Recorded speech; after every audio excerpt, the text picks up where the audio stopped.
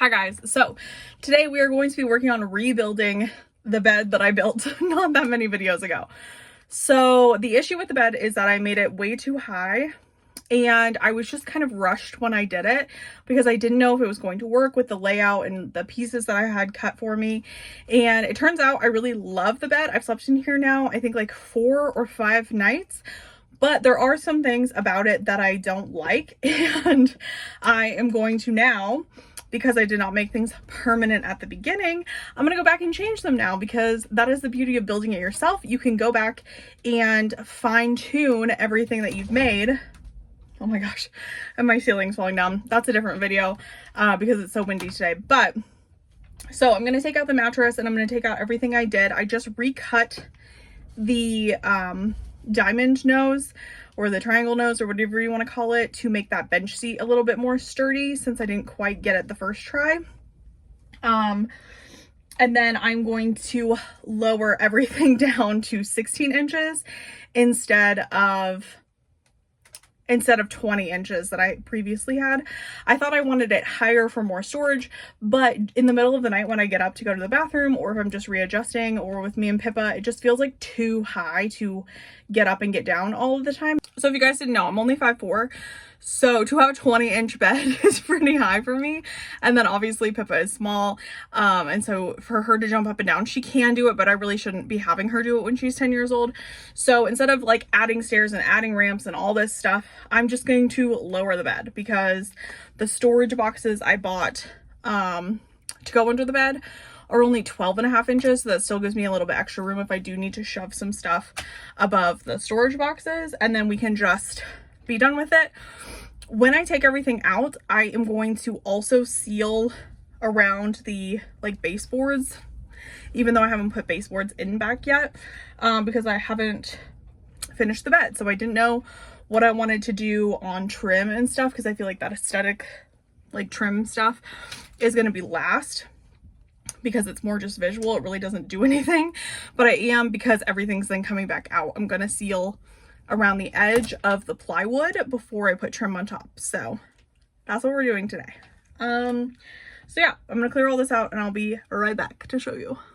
All right, so I've got everything out of here except for my Bluettis, because I need it to charge my batteries. But so I'm gonna unscrew the folding part of the bed, and then this is the new piece of wood I cut. It fits a ton better, and I'm pretty sure once I move this out of the way, I can slide it in there a little bit easier. And then I just need to remeasure. We'll be good to go. So while I am sanding down these corners and the edging here, I just wanted to talk again about the power source that I have for this trailer. It is the Bluetti AC60 with the B80 add-on accessory battery. I have been using this the entire time I've been working on the trailer. I do get a few comments every once in a while asking how I charge things, how I've been getting power for my power tools, and this is it, guys. My favorite part about this setup in the AC60 and the B80 is that they are weatherproof and dust proof and even water resistant, so I can work super close, even sanding with all the dust and working in the trailer without really worrying about doing any damage to either of these products. When I have both of these battery banks hooked together, it gives me more than 1,200 watt hours of power, which is more than enough to be able to charge the batteries for all of my power tools and keep them charged, as well as charging my phone, my refrigerator, etc. Both the B80 and the AC60 are specifically designed for outdoor camping, van life, travel use. So they are super easy to wipe down, and as you can see, all of the ports are protected by covers, which is a great way to be able to keep out all those little dust particles and things that just happen while you're on the road. The B80 is a great accessory battery, but don't forget that you can also use it as its own power station, because it does have that 12-volt plug-in as well as 2 USB ports. I leave it in the trailer to be plugged into the fridge all the time because it has the highest watt hour. Here I am just showing how it attaches to the AC60. I did mention this in the previous video, specifically going over the AC60. If you want to go back and watch that as well, I did a whole video on that. I also use the 12-volt output in the B80 to charge my smallest Bluetti, my EB3A, because that one stays in the car. So when I'm not driving a whole lot, this one obviously dies the fastest, and it's a good way to be able to recharge it without having to run the car.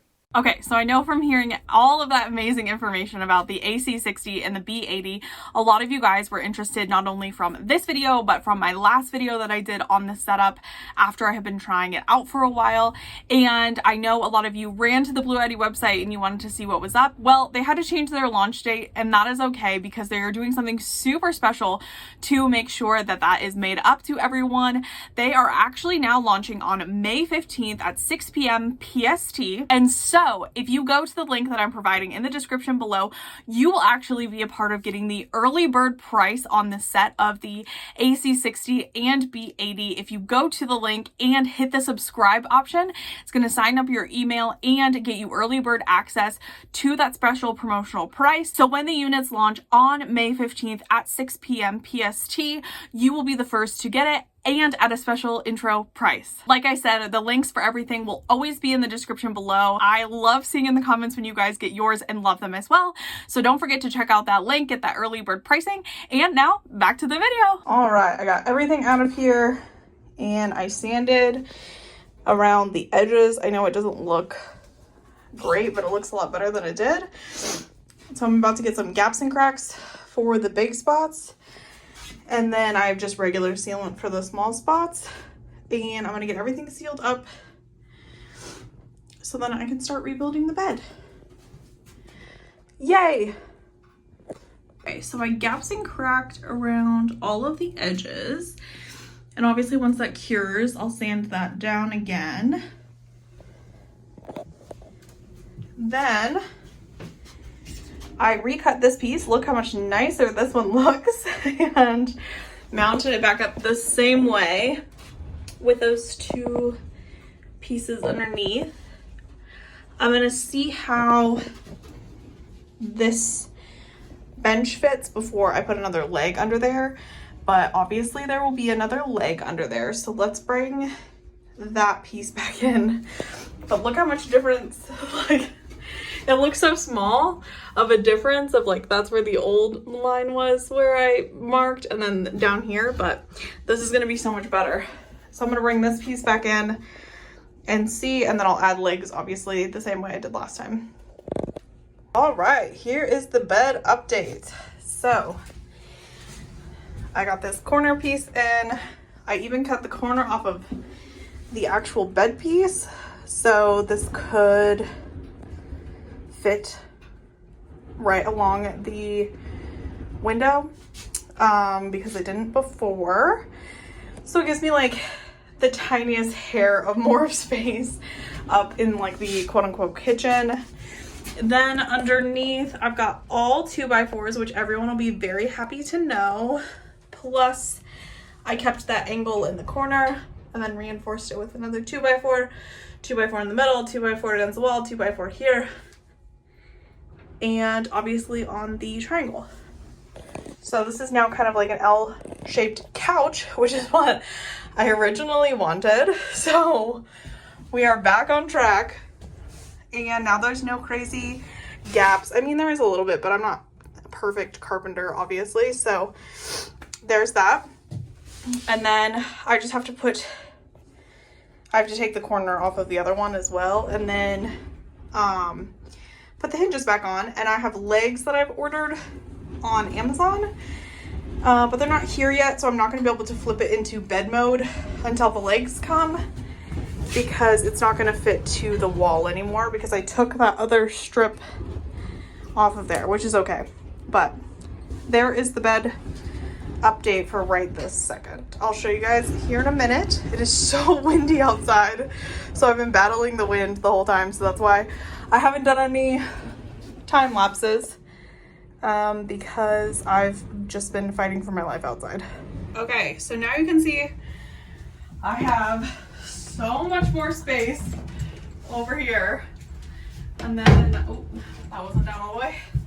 Then I can sit here, hang out, whatever, and then I will eventually put back those supports for the middle.